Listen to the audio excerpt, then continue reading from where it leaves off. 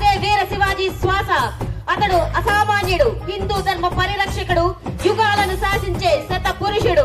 మట్టి నుంచి మహిమాన్వితం ఆ మహావీరుని ఆత్మగానం.